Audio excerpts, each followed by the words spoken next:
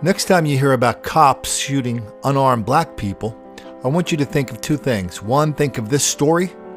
And two, let me know if you hear the words, "The cop shot an unarmed black man, comma, for no reason whatsoever." Involving the second deadly shooting involving Troy police in 8 months. This case involves an officer being pinned between two cars. Tonight, investigators within the department are taking a close look at what happened.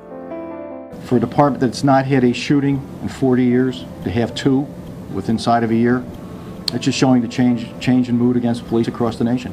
Troy police are now looking into a case involving one of their own, Sergeant Randy French, seen here in 2009. Investigators maintain French pulled over 37-year-old Edwin Thevenin Sunday morning, suspecting the man of driving drunk. They claimed Thevenin drove off, almost hitting the officer. That led to a chase, ending when police say Thevenin struck a barrier near the Collar City Bridge. A police supervisor helped French block the man from leaving. That's when investigators say Thevenin tried to drive out of the blockade, eventually pinning Sergeant French against his own squad car.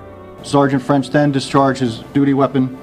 Thevenin sustained gunshot wounds and eventually succumbed to those injuries. French, who was hurt, fired his gun 8 times at the man. The police department's handling its own investigation into what happened. It would appear that the actions of Sergeant French are certainly in line with the law, department policy, and his training, and we are fully supporting the sergeant. Police say no traffic or dash cams caught the exchange. Technicians are processing Thevenin's car for evidence, and the district attorney is now keeping an eye on the investigation. The office will continue to work with the Troy police, gather the information, and take a look at the entire investigation, at which point in time we'll make a decision whether or not the matter should be presented to a grand jury. There are still many questions. Authorities hope to learn more when they speak to Sergeant French, but Chief Tedesco says they're not there quite yet. Certainly the officer has the right to counsel, so he has to get an attorney.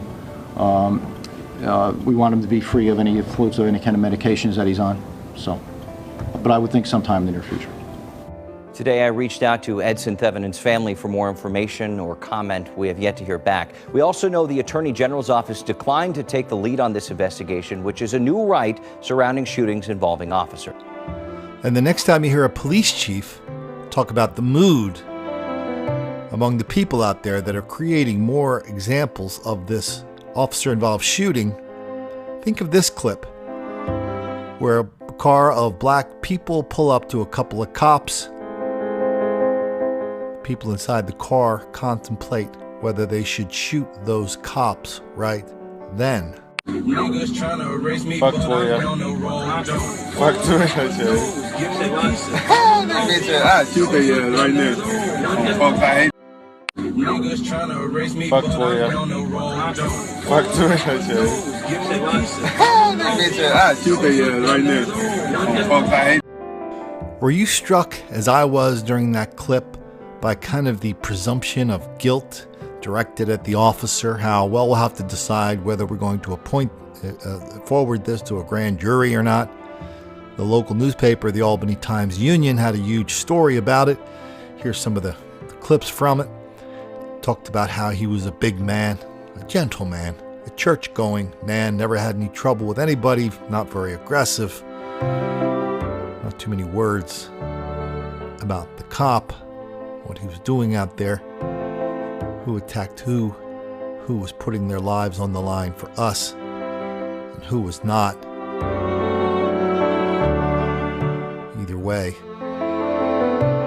even in Albany, no matter how much the Times-Union is loath to talk about the black-on-white violence in their town, this much is true. Don't make the black kids angry.